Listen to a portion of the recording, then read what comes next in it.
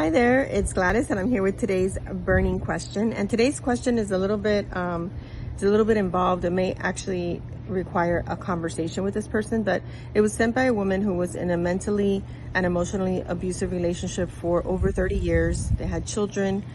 She didn't realize he was abusive until after he had them move away from her family and her friends. She was isolated, and then the abuse began. And she talks about how there was a man in her past who they were attracted to each other, but she was married. Nothing came of it. And now she's wondering if how can she reach out to this man from her past?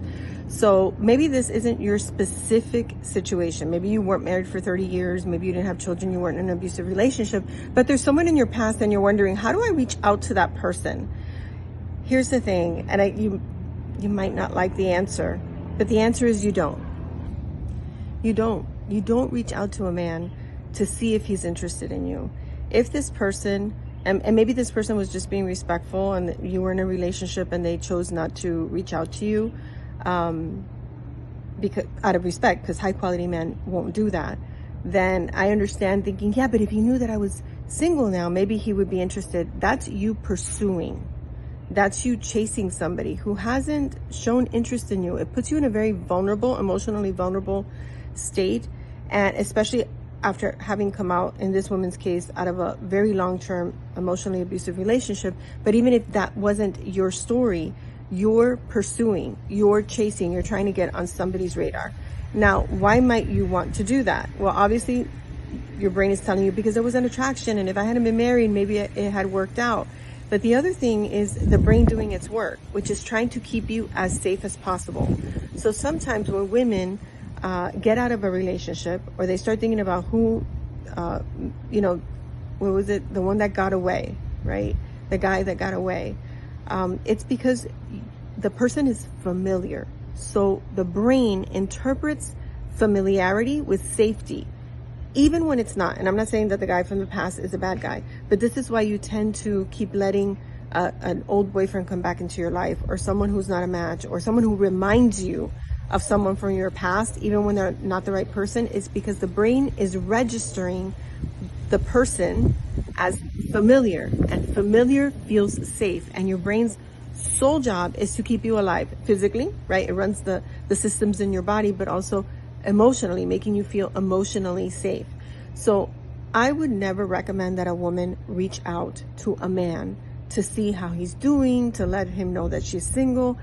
If a man hasn't made an attempt to reach out to you to see how you're doing, even if it's just in a friendly way, he's not thinking about you. And I'm not saying this to be mean. I'm saying this to be honest, because your brain will convince you that this is a good idea, and it's not. The best idea, if you've gone through some emotional trauma with in an abusive, whether it's emotionally or physically abusive relationship, the best thing, the most loving thing you can do for yourself is to heal the emotional wounds that had you attract and stay in that situation, and all of the damage that being in that kind of situation and being treated that way, which you did not deserve and you did not ask for, by the way.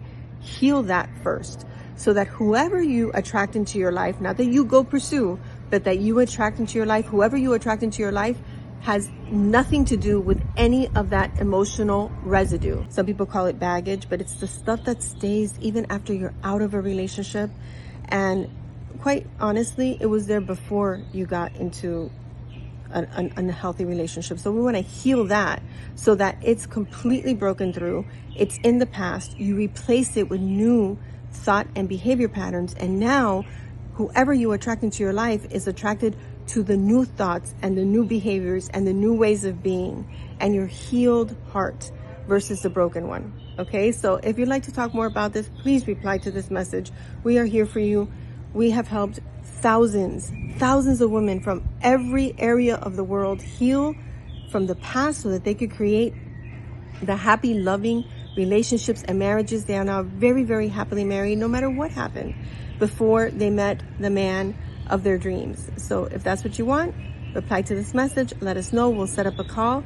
And also want to let you know that if you haven't secured your ticket for the Irresistible Woman Live, this is the kind of work we're going to be doing. 3 days of complete healing, breakthrough transformation, setting you up so that you can easily attract the emotionally mature, available, loving, kind, generous, tender man who is going to love you for the rest of your life.